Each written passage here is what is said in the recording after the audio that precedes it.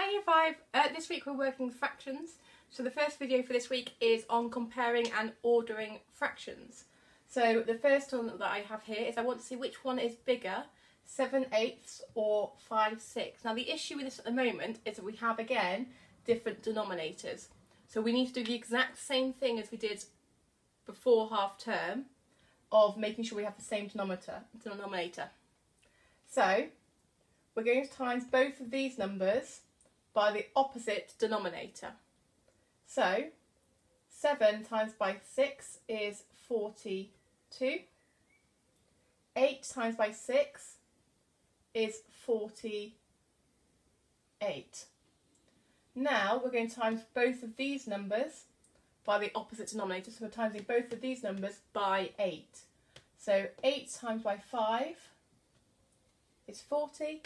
And then 8 times by 6 is 48. Now we've got the same denominator, we can compare them more easily. So we can easily see that 42/48 is bigger than 40/48. So we are going to do our crocodile symbol. We're going to do another example together and then we'll move on to ordering fractions. Okay, so the one I want you to try at home is this one. Which is bigger, 3/5 or 4/7? Remember, you're going to be multiplying both numbers by the opposite denominator before you can compare them. So give it a go and I'll catch up with you in a moment. Okay, so 3/5, we times both of those numbers by the opposite denominator, which in this case is 7. So 3 times by 7 is 21, and then 5 times by 7 is 35. So for 4/7, we need to times both of these numbers by the opposite denominator.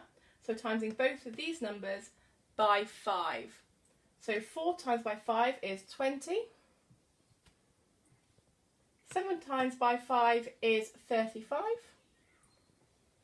21/35 versus 20/35. So that will be bigger. So that should be the answer you got. Okay, so now we are doing ordering fractions. It's the exact same method as comparing, it's just you're doing it with more fractions. So the first one we have here is 1/2, 2/3 and 5/6. We can't compare them directly at the moment because again they've got different denominators. So you need to look at the denominators, 2, 3 and 6, and think what is the lowest common multiple of all of those numbers. So for 2 and 3, the lowest multiple they have in common is 6, which is great because that's the same one as this one.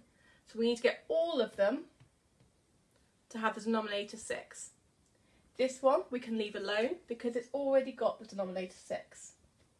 For 2/3, you need to have a think. What do you need to times 3 by to get to 6?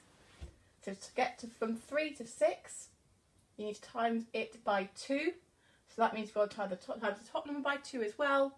So 2 times 2 is 4, and then we move on to 1/2. What do you have to do to 2 to get to 6? You have to times it by 3. So we need to times the top number by 3 too. 1 times 3 is 3.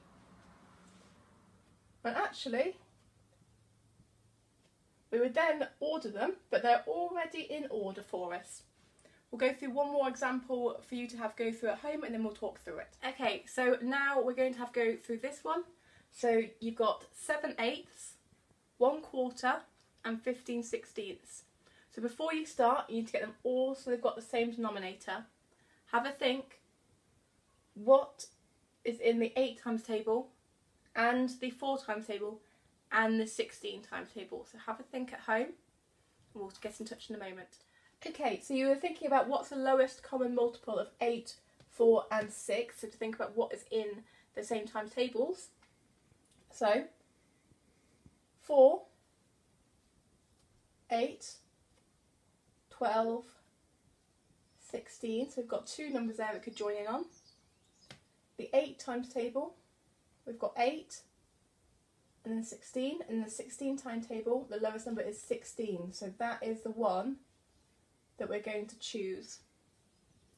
So we'll keep that one as it is. Have a think, what do you need to times 4 by to get to 16? you can use this guide to help you. So you have to times 4 by 4 to get to 16. So you want 1 times 4, because you're timesing both numbers by 4. And then we move on to 7/8. Have a think, what do you have to times 8 by to get to 16?